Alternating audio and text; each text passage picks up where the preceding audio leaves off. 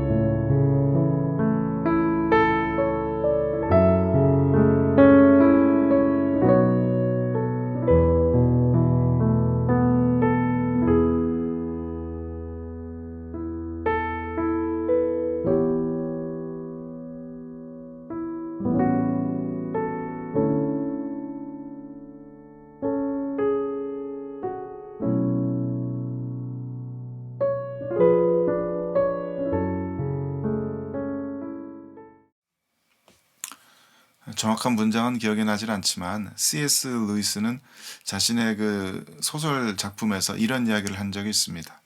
죽어서 사후세계에서 주님의 품에 그 낙원에 안기게 된 성도는 자신의 삶을 되돌아볼 때 자신의 지나온 모든 삶의 걸음걸음이 다 천국에서의 삶이었다라는 것을 깨닫게 된다는 것입니다.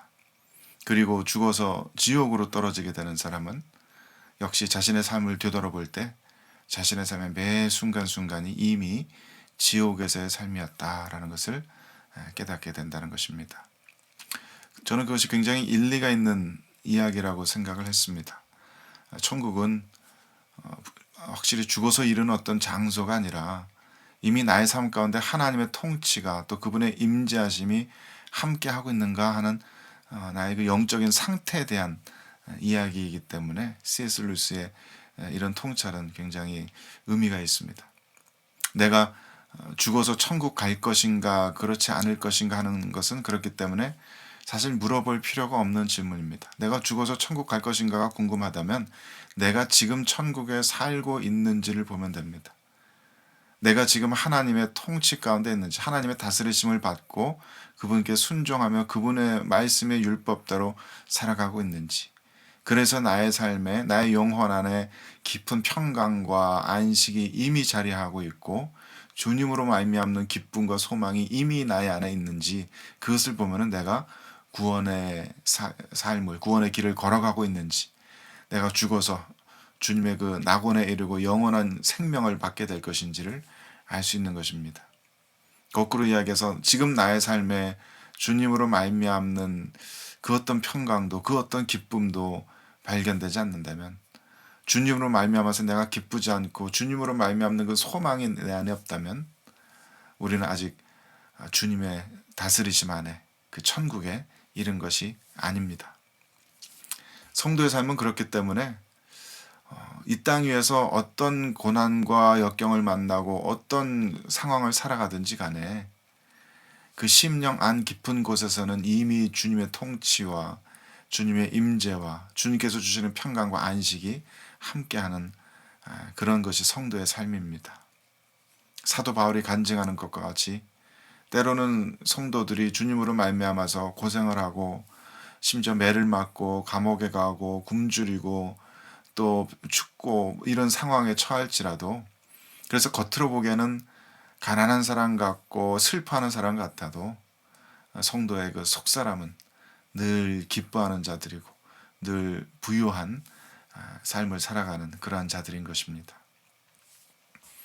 그것이 바로 이 육신에서의 삶의 상황이 어떠하든지 늘 풍요로운 안식과 기쁨과 평강 가운데 살아가는 성도의 삶의 여정인 것입니다.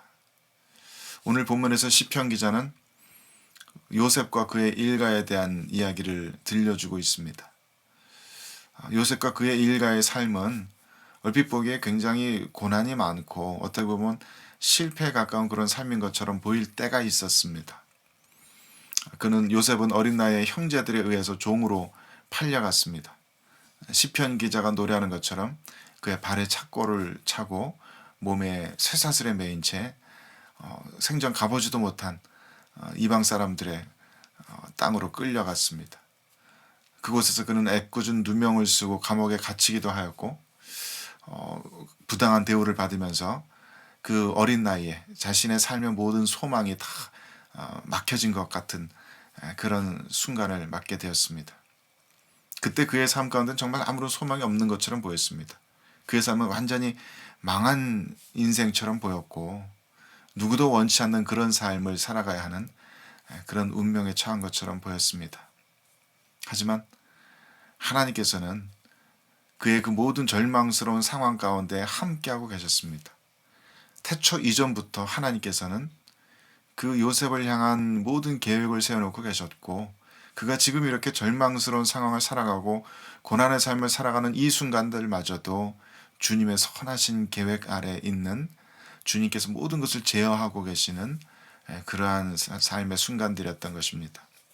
그래서 그런 절망적인 상황을 통해서 하나님께서는 더욱더 요셉을 연단시키셨고, 그 절망스러운 상황 속에서 하나님께서는 요셉의 그 순종적인 믿음을 온 세상에 드러내셨습니다. 그래서 나중에 요셉이 그의 삶을 돌아볼 때 그 힘들었던 순간은 그저 지옥 같은 순간들, 그저 절망뿐이었던 순간이 아닙니다. 그 힘들었던 순간들이 요셉의 영혼을 굳건하게 만들고 요셉을 영적인 거장으로 세우는 반드시 필요했던 그런 은혜의 시간들이었던 것입니다. 제 삶을 지나온 삶을 간혹 간증드리지만은 저는 29, 30 즈음에 본격적으로 회심을 하게 되었습니다. 그때 저는 캘거리 근처에 캘거리에서 1시간 반 정도 남쪽에 떨어진 작은 도시에 살고 있었습니다. 인구 2,000명이 채 안 되는 정말 작은 도시였습니다. 그러니까 주변에 뭐 사람도 없고 한국 사람은 뭐 만날 수도 없는 그런 곳이었습니다. 그때 저희 부모님은 모텔 비즈니스를 하고 계셨고 저는 그 비즈니스를 돕는 불법 취업자 신세였습니다. 그 외딴 곳에 따로 떨어져서 그 당시 저의 삶은 굉장히 좀 힘든 상황이었습니다. 저희들 가정 가운데 참 부끄러운 이야기입니다만은 저희들 가족 가운데 주님의 복음이 아직 들어오질 않았기 때문에 저희 가족의 관계는 함께 살면서 점점 더 나빠지기만 했습니다. 서로 한 집안에 살면서 대화는커녕 눈도 안 마주치려고 하는 그런 서로 마주치기도 껄끄러운 그런 상황 가운데서 계속 살고 있었습니다. 그때 저희 숙소는 어떤 방 한 칸 있는 것도 아니고 모텔 저 옥상에 아무도 쓰지 않는 창고에 매트리스 하나 놓고 그렇게 지내고 있었습니다. 그리고 모텔에서 10시간, 15시간 넘게 일을 하면서도 돈 한 푼 받질 못했습니다. 그때 저는 제 마음 가운데에는 정말 절망뿐이었습니다. 아무것도 가진 것이 없어서 돈도 없고 소망도 없고 어떻게 하면 비행기 값이라도 모아서 빨리 이곳을 떠나서 한국으로 도망갈 수 있을까 그 생각뿐이었습니다. 저의 삶은 완전히 망했다고 생각했고 살만한 아무런 가치도 희망도 없다고 여기고 있었습니다. 그런 날들이 계속 이어지던 때에 언젠가부터 제가 성경책을 읽기 시작했습니다. 구약 성경부터 신약 성경부터 시작해서 구약 성경까지 이렇게 성경을 전체적으로 다시 한번 처음으로 읽어볼 생각을 가지고 매일 막 그 하루 열몇 시간의 중노동을 마치고 와서 잠들기 직전에 한 장씩 두 장씩 이렇게 읽곤 하였습니다. 몸이 너무 피곤할 때는 그냥 건너뛰는 날들도 있었고 성경의 얘기가 굉장히 재밌게 흘러가는 때는 하루 몇 장씩 그냥 계속 정신없이 읽기도 하는 그런 날들이었습니다. 굉장히 삶이 지루하고 또 답답하고 절망적인 상황이었지만은 그래도 잠들기 전에 읽는 그 성경 말씀에 이렇게 몰입하는 그 순간이 그때 저에게는 굉장히 중요한 의미 있는 그 위로의 시간이었습니다. 그러던 어느 날에 신약 성경 다 읽고 구약 성경으로 넘어와서 신명기 8장을 읽을 차례가 되었습니다. 그래서 신명기 8장을 탁 펴서 읽는데 8장 1절을 읽는 순간부터 뭐라 말하기 힘든 묘한 신비한 그런 기분이 들기 시작했습니다.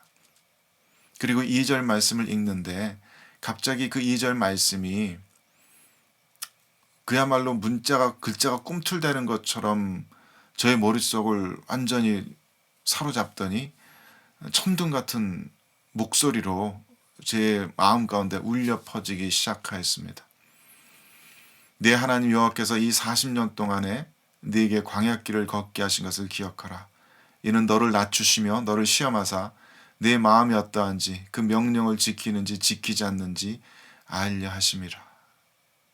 그 천둥 소리 같은 음성을 듣는데 심장은 막 뛰고 이유도 알 수 없이 눈물 콧물이 걷잡을 수 없이 쏟아지기 시작하였습니다. 하지만 그 가운데도 눈을 뗄 수가 없어서 계속 성경의 그 다음 문장들을 읽어나가는데 그것은 정말 하나님께서 지금 바로 내 앞에 계셔서 나에게 말씀하시는 것 같은 그런 느낌이었습니다. 너를 낮추시며 너를 줄이게 하시며 또 너도 알지 못하면 내 조상들도 알지 못하던 만나를 내게 먹이신 것은 사람이 떡으로만 사는 것이 아니요 여호와의 입에서 나오는 모든 말씀으로 사는 줄을 내가 알게 하려 하심이라. 그 말씀들을 읽어나가는데 그 말씀의 음성과 함께 동시에 제 지나온 삶의 모든 날들이 주마등처럼 빠르게 확 지나가는 것을 느꼈습니다. 그리고 제 마음 가운데 분명한 확신으로 큰 깨달음이 들어왔습니다. 이 모든 삶의 순간에 하나님께서 나와 함께하고 계셨구나.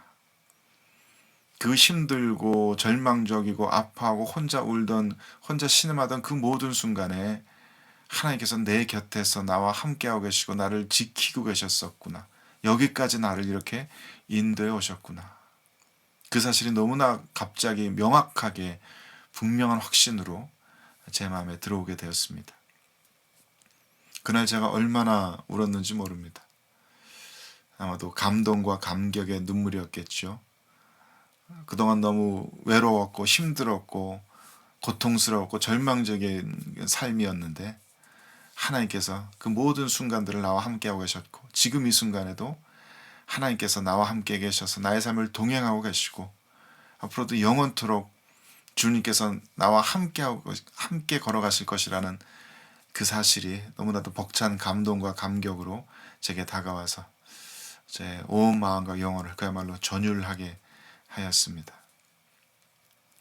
아까 말씀드린 C.S. 루이스의 그 소설에 나오는 그 문장들을 처음 읽을 때 그래서 저는 그 문장들이 굉장히 공감되었나 봅니다. 지나올 때는 너무나 힘들게 느껴지고 너무나 고생스럽고 때로는 억울하기도 하고 너무나 아픈 시간같이 느껴졌지만 하나님의 임재하신 가운데서 지난 삶을 돌아보니까 그 모든 순간이 다 천국의 시간들입니다. 그 모든 시간들이 다 은혜의 시간들입니다. 하나님의 뜻과 계획 아래 놓여 있었던 하나님과 함께 걸어왔던 그런 시간들이었습니다. 그 시간들이 전부 다 저를 연단하시는 시간들이었고 저를 사람으로 만들어 가시는 시간이었습니다. 그때 그 시간들이 있었기에 지금의 내가 있음을 너무나 분명하게 감사함으로 깨닫게 됩니다. 더더구나 나중에 교회 사역을 하면서 저는 저의 삶에 지나온 그 모든 상처들과 아픔들의 그 경험들을 더욱더 감사하게 여기게 되었습니다. 왜냐하면 저와 그런 비슷한 아픔을 가지고 살아가는 청소년들, 청년들이 너무나 많았기 때문입니다. 가정의 불화, 부모님의 불화 때문에 힘들어하고 깨어진 가정 때문에 아이들이 힘들어합니다. 이루어지지 못할 그 꿈을 꾸면서 괴로워하는 이들이 있습니다. 자살 충동 때문에 괴로워하는 이들이 있고 때로는 가난하고 비참한 자신의 상황 때문에 괴로워하는 이들이 있습니다. 그러한 이들을 바라볼 때 저는 제가 겪은 일들이기 때문에 함께 아파해 줄 수 있었고 또 함께 울어줄 수 있었습니다. 그들을 위해서 기도할 때 정말 내일처럼 기도해 줄 수 있었고 그래서 더욱더 담대한 확신을 가지고 그럼에도 불구하고 하나님께서 너와 함께하고 계신다. 하나님께서 지금 이 순간도 너를 사랑하고 계시고 앞으로도 영원히 너를 붙들고 나아가실 것이다. 담대한 확신을 가지고 그렇게 선포해 줄 수 있었습니다. 오늘 시편 기자가 노래하는 이 야곱의 모든 고생스러운 순간들은 결코 아픈 마음으로 노래하는 그런 것이 아닌 줄로 믿습니다. 요셉이 겪었던 그 모든 아픔들이, 그 모든 고생들이 하나님께서 함께 하시는 영광의 시간들이었고 하나님의 뜻이 이루어져 가는 은혜의 시간들이었습니다. 그렇기 때문에 이 노래는 희망의 노래입니다. 소망의 노래입니다. 감사의 노래입니다. 그래서 그 요셉이 마침내 뭇 백성의 통치자가 되고 온 천하를 다스리게 되었다는 벅찬 감격과 감동의 승리의 노래입니다. 주님 안에 있을 때 우리 모든 하나님의 백성들은 결코 어떤 순간에도 절망할 수가 없습니다.